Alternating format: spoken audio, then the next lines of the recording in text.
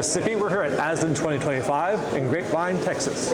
And I'm Dalia Dawood from Riverside, California, and we have the extreme pleasure of interviewing Dr. Danny Patel. He is the chair of the certification committee, and he also won the Distinguished Service Award for this year. Welcome to our broadcast, and we're very happy to that you have time to give it to us today. So I know that you've been one of the regular attendees for ASDIN. How many years have you been coming to ASDIN? Oh wow, it's probably at least 16 years, 17 years, somewhere in that ballpark. I was a medical student when I went to my first ASDIN meeting in Puerto Rico, and after that, I think I've gone to every single meeting for at least the last 15 years, if not more. So yeah, I've been around the society quite a bit, and it's been fun to watch. It's fun to watch the early days where the nephrologists battling, the other specialties, and now we're a lot more collaborative now. Everybody's working together, and so it's really been nice to see the transition and the growth of the society as well. It's absolutely inspiring. It's absolutely inspiring to hear this story, just giving a lot of hope to all young fellows and medical students. Dr. Patel started first time to attend when he was a medical student, and now he is the chair of the certification committee, and he won the Distinguished Service Award. Dr. Patel also have his own private practice, which serve a large population in Florida. So we are absolutely honored to be in your presence, Dr. Patel. The honor is mine. Thank you. Brian? So my partner remembers that meeting that we all went to Puerto Rico. Oh. He said we could never go back because nobody went to the meeting. Everybody went to the beach. And there's a casino there as well. There's a casino there. So yeah, that was an interesting meeting, I think. But that said, sign me up. These are my people. That's right. So since you've been attending for that many years, how did you see the meeting progressed over the years? I think it's been a lot more fun. Again, in the early days, we were a lot more simplistic in our procedures. We were talking about how to place a catheter and so forth. And now you look at things like the surfacer, you look at the way that stents are being used, we're looking at new cutting-edge technologies. So it went from really rudimentary, how do you do a simple procedure, how do you do a vein mapping, to now the procedures, the technology has gotten quite advanced. The speakers are fantastic, and we're getting a more international audience now, attracting people from all over the world. And so I think the way that the society's grown has been a reflection on how much better the quality of the meeting has gotten. And we're beyond just nephrologists, we're multi-specialty. It's amazing. And the talks, the lectures, the case presentations, the quality of everything, and the sponsorships, the industry support, the industry symposiums and so forth. A lot of great learning opportunities, and for the fellows and trainees as well. Yes, I attest to that. There's a huge growth in the topic quality, or even what the topic cover. Like now we have more surgical topics than I ever seen before. Brian? Yeah, so you said that we had this great advancement over time and we're becoming more scientific and involving more people.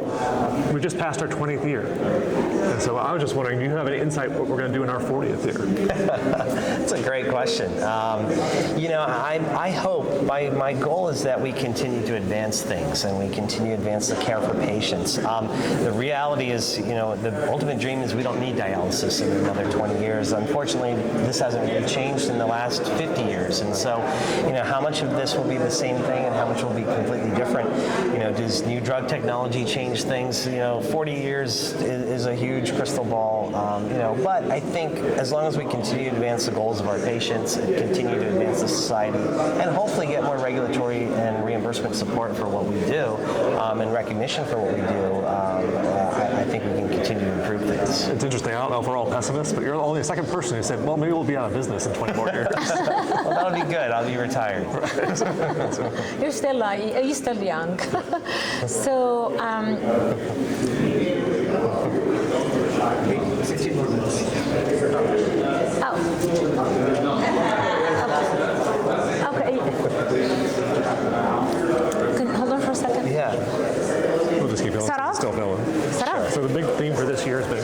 care. The talk is 11:30. How do you see us and- integrating more surgeons, more radiologists into ASDIN? You know, I think it goes bigger because we Okay. need to identify a passion for vascular access earlier on, and we need to identify that in nephrology. Okay, as so well what as we're gonna radiology. do, we're not gonna repeat again, but we're gonna start right now, and then we're gonna remove that part in the middle. I couldn't believe he come in the middle of the interview, but okay, so that's fine. We'll do editing. So we're gonna continue, we're and just we know gonna- where to cut. So you no need for introduction.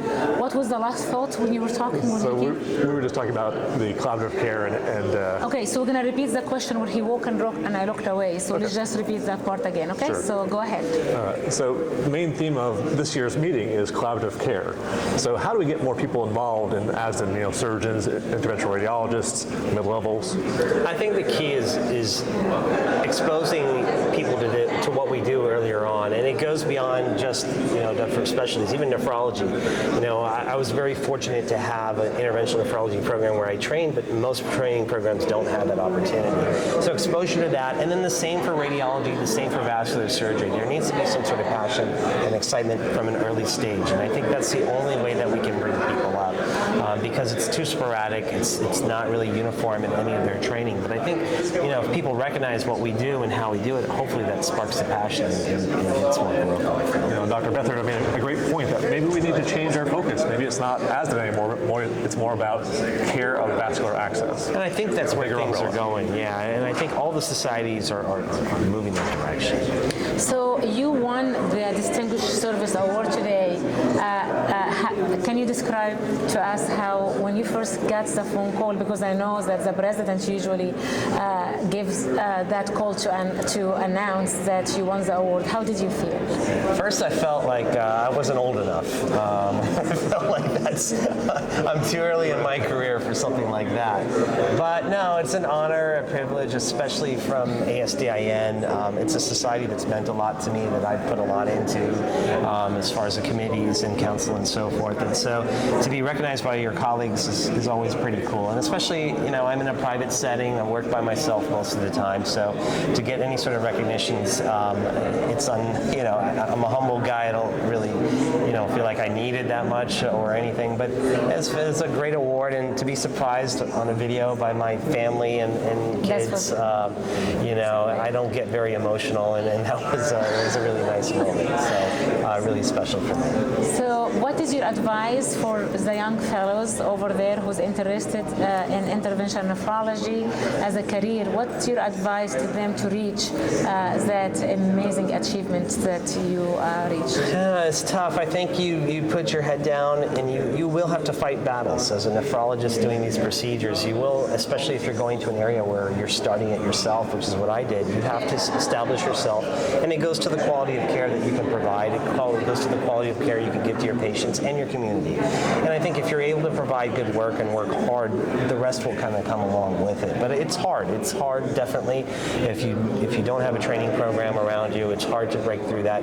But most of the ASDIN membership, everybody's really, really friendly and helpful, because we've all fought those fights and fought those battles. And I think if you find a mentor, or just come up to somebody in a meeting and just ask the questions. I know I was that kid in the audience at the back, watching the Giants speak on stage, and kind of nervous to go up and speak to any of them. But every time I talk to anybody, I learned a lot. I still learn a lot. And everybody's just been really helpful. It's been a great community. Yes, I agree. Brian? Being in private practice and being in a solo practice, who are your mentors? I think it's the meetings. I go to all the meetings. I go to the VASA meetings, the CETA meetings. There's a network of people. I used to text different physicians across the country when I didn't know what to do, and I get those texts now from a lot of other people. That there's always somebody in the lab saying, "Oh no, what do I do?" or "Uh-oh," and I'm always available for that. And I think the same thing. We have that network of friends and colleagues and experts here now that you can build that network up, text people, phone people up, and us for help and advice. Yeah, and again, we've said multiple times, we think ASDIN is a family. Yes. Sometimes people say it's very small, but that smallness makes us very aware of each other. Everybody know everybody. Right. So if we ask you to give a statement to our audience from ASDIN members, and hopefully everybody watching this around the globe, because that's our dream for this social media and platform and for this ASDIN TV, what would you say? I think it's a privilege to take care of dialysis patients, and I think they go through such tough lives, and that's why we do what we do. We all work really hard together, and I think it's up to all of us to provide them the best quality of care. That means going to the meetings. That means learning as much as you can. That means being an ambassador for all the knowledge that you learn at these meetings and bring it back home, bring it to your community. And I think that's the value of it. That's the magic of it. And then at the end of the day, it's the doctor-patient relationship. That's why we're all in this. And anything you can do to improve the care of that patient, that makes everything better for all of us. Indeed, this is a common goal, providing the highest level of care to our patients. Dr. Patel, thank you so much for your time today, and congratulations for your Distinguished Service Award for the 2025 ASDIN meeting, and we are hoping to interview you next year and for many years to come. Brian? Thank you. Congratulations once again. Thank you, guys. Thank you. Appreciate it. Thank you.